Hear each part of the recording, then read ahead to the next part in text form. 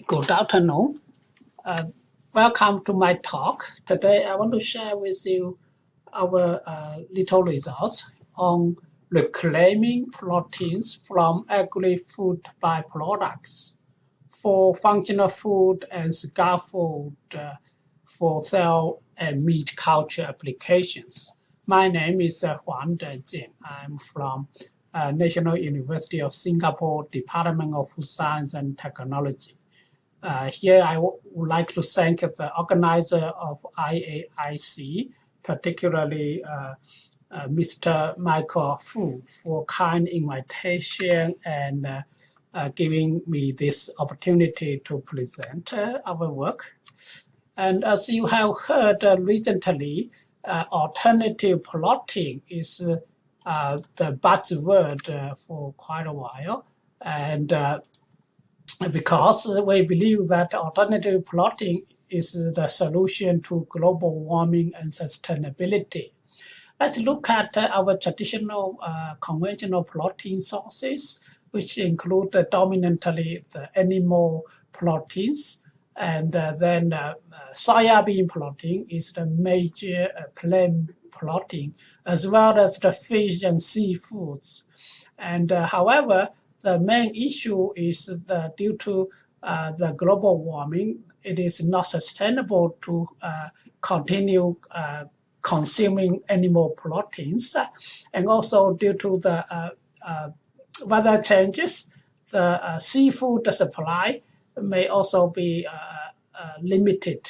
Therefore, it was suggested that in the future, we need to source for alternative proteins for our human nutritional needs. And there are quite a number of different types of alternative proteins, including insects and worms, and other type of beans beyond soybean, like chickpea, mung bean, lentil, etc. And the third one is the microalgae proteins, which can be massively grown very quickly indoor. And there are big firms exploring this alternative protein, as well as cell-based meat, like this one, which was approved to be marketed in Singapore, chicken meat grown in the lab. Sounds very exotic, but this is the trendy movement of alternative proteins. And however, when we look at the food industry landscape, we actually neglected another source of protein, which actually was wasted in the agri-food byproducts. Traditional food processings convert these beans into food like mung bean, starch noodle, and malt, into beer and oil seeds with squeezed oil, and that become our cooking oil. And also in the bioethanol industry, the corn starch is converted into bioethanol, and then the other biomass were wasted. And this wasted byproducts actually was enriched with proteins and fiber. And however, they are now taken care of and ended up with landfill or animal feed.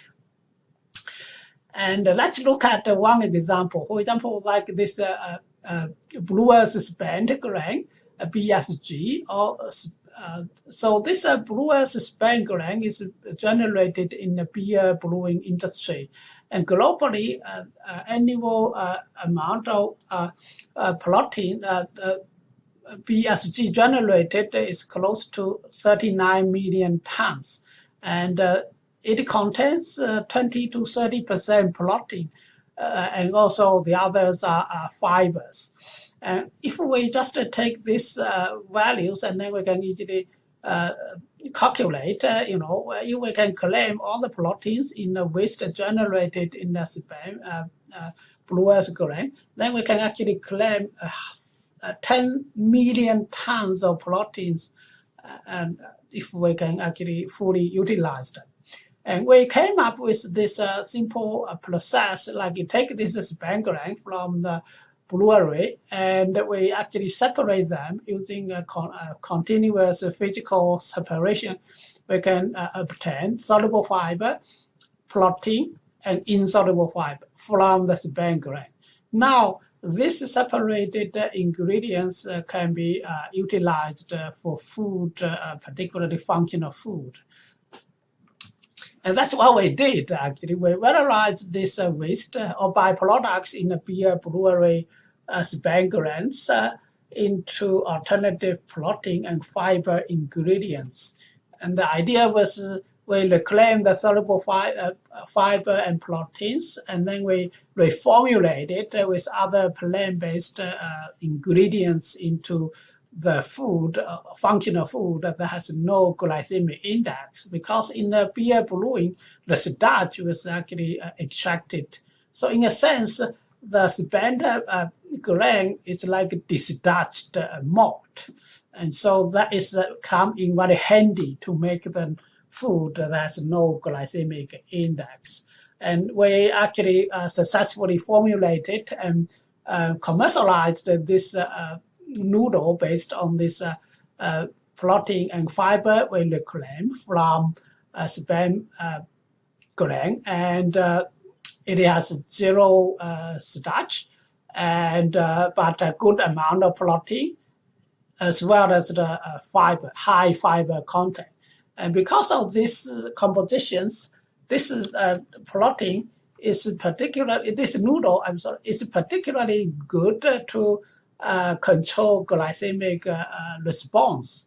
And we have tested our noodle in Singapore by many different people. And these are the very encouraging comments from our consumers. And our noodle can be made into different forms as well as different dishes, depending how you like the noodle. It is actually very versatile in different ways of cooking. And so the key feature of our noodle is zero starch, zero glycemic response, and we achieve zero waste. So we can reclaim or upcycle the spent barley grain from beer brewing industry into functional food. Now, when you look at the market noodle landscape, you see this is a conja noodle, which has no nutrition, just a soluble fiber and water, mainly water. And then on the other extreme, you can see this buckwheat noodle or soba, and which actually has high protein content, but also very high carbohydrate content. And our product is actually have proteins with 6.6 gram of fiber and 4 gram of protein and 0 glycemic index, which is actually occupies this spot. And so it actually fill in the market gap. We tested by our consumers, consuming this wow noodle, and then tested the blood glucose response to see if consuming our noodle can lead to any blood glucose increase or not. And by volunteers, actually I'm one of the volunteers here, so I ate a noodle and then I follow my blood glucose concentration changes before I eat a noodle. And you see that it's almost very little change, increase only by 0.5 unit. And other consumers' responses varies, but very little fluctuations on the glycemic response. Therefore, we can very confidently say that this wow noodle lead to 0 glycemic response. If we okay, now I want to tell a second story in reclaiming proteins from the spent grains, which in this case we claim the protein from insoluble fibers as well from this DDGS. DDGS stands for Glycine distillers grain, which is soluble. And this is mainly byproduct generated in bioethanol industry in the United States. And every year, 15 billion gallons of bioethanol was produced in the US, and it generates 44 million metric tons of DDGS. And again, DDGS also is very high protein content of 28%, compared to the protein content in corn, which is less than 10%. This fermentation strips the starch and enriches the protein in the DDGS. However, DDGS was very low value and sold as animal feed, but its nutritional profile is not particularly ideal for the animal feed. It ends up with a lot of waste in the landfill. And so we were able to claim these DDGS proteins by physical separations. We isolated the zinc, which is the alcohol-soluble protein, in DDGS to very high purity level, like 89%. In the meantime, we can reclaim the corn-soluble fiber as well. So these are the good materials we can actually reclaim. And DDGS is a potential source for 12.3 million metric tons of proteins if we can fully reclaim them. This is a very significant amount. So what can we use for this DDGS proteins, particularly zinc? And we turn them into bioscaffold by reformulating the zinc into bio-ink. And that can even include some molecular probes. And we built a 3D printer and printed this protein-containing ink into scaffolds of different dimensions at a very high resolution of below 10 micron size. So this is very orderly scaffolds with 400, 200, 100 micron sized scaffolds we print using electrohydrodynamic jet printers can be utilized as a cell culture support, basically for 3D cell cultures. And so for this particular scaffold, there are two applications. One is for a biomedical study. For example, using this scaffold to grow tumor cells and other kind of cells on 3D scaffold. And this scaffold, the advantage is it is actually biodegradable compared to the traditional scaffolds like made of silica and other kind of polymers like polystyrene. They are not biodegradable at all. And in addition, our scaffold is made by a high resolution 3D printer. And the structure is highly reproducible and consistent from batch to batch.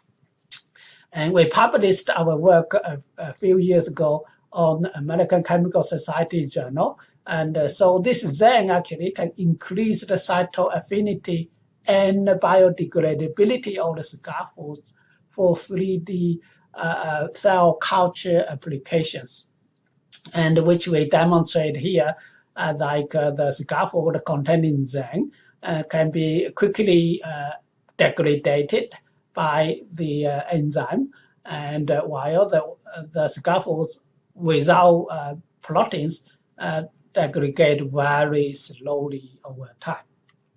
So what can we do with this scaffold, which can be utilized in 3D cell cultures, because the zinc increase the cytoaffinity very much. For example, in this cell culture model, we actually has demonstrated. However, we are more interested in apply our scaffolds for cell-based meat culture. And this work is still ongoing. So what we can do is we isolate the muscle myosatellite cells from the animal, and then we culture them in a culture dish on our scaffold, and it grows into the muscle cells. As you see here, the muscle cells can quickly fill in all the gaps in our scaffold, and also the muscle cells seems to be aligned into an orderly structure. And so this is also the promise of recycled protein to link to a meat-based culture. And so in conclusion, I hope I have shown you that traditional food processing generates great amount of wastes, which are rich in protein and fiber. Upcycling of the protein and fiber from spent barley grains led to development of Zen zero starch noodle for battling hyperglycemia and boosting gut health.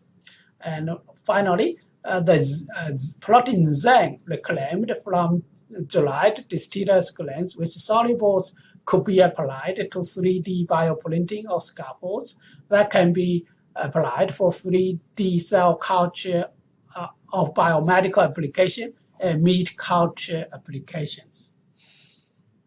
And I would like to thank National University of Singapore Suzhou Research Institute to fund our activity on 3D bioprinting and based on the plant proteins, as well as National Additive Manufacturing Innovation Cluster of Singapore to fund our 3D cell culture and bioprinting. Thank you very much.